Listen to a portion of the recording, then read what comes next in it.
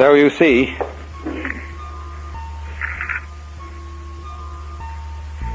the thing is that the game, there's always the fear, the underlying fear that the game may be given away. Now that fear isn't altogether unreasonable, because part of the fascination of games is to get involved and in a way to forget that they are games. The actor on the stage does his damnedest to persuade you that he is moving in the real world. And children love to get completely absorbed in their games and get the actual thrill of adventure in playing at war and so on. And you see, one reason why people don't really want to know the future, why a really expert fortune teller gives most people a little bit of trepidation, is that if you know what the future is going to be, it is less worthwhile going ahead towards it. If you know the outcome, why bother? See, this is one of the ways we are trying to stop war. The RAND Corporation is trying to make computer systems that at any immediate future date can predict the outcome of a war, so that it won't be necessary to fight it. So if we did fight, this would happen. So the person who gets the winner claims a diplomatic advantage, and we go on.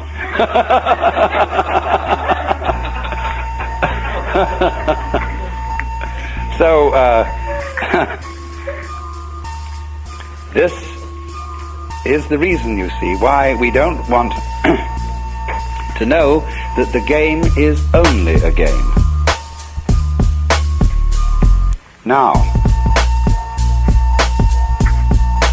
if we can make believe that the game is real, whatever that means, we are not really very clear about that. That somehow we know what it means in our bones if we don't know very well in our heads what is for real. And we're always testing things out. What is for real?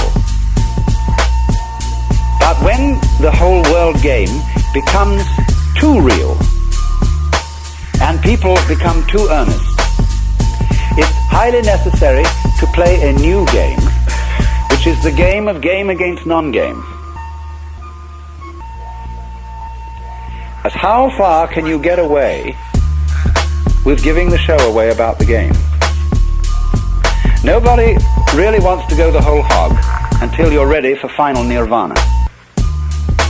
You know, then you give the show away so far as you're concerned. And that's it. But in the meantime, the fascination of seeing how to put together knowing it's a game and still playing it.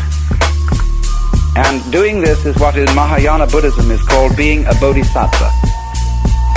A bodhisattva is a person who doesn't give his show away completely. He doesn't simply release his consciousness from playing the human game. He is released and yet still in it. He knows the human game is a game, but he goes on playing it with considerable gusto. And his gusto derives in a great deal from the fact of knowing it's a game. You see, you can do that. And it's one of the peculiar properties of self-consciousness, to be able to know it's a game and yet enjoy doing it. It's like being happy and knowing you're happy. Now, a lot of people are afraid of that. They feel that if the moment they say, well, I'm happy, that it'll somehow stop. That it'll be like being too conscious of digesting your food. There is a point there where enjoying dinner, it very slowly merges into disgust. But it needn't be like that. The real gourmet never gets into that bind. And so in the same way, the doing something, being happy and knowing that you're happy, has about it a certain quality of what I would call resonance. For example, if I talk in a room which is completely soundproofed, it's terrible. I can't stand it. There's no resonance. No little tiny echo. I feel I'm talking into the proverbial wet blanket. But if there's a little resonance, if there's a feedback, you see, that makes the thing go vibrate a bit more than it ordinarily would.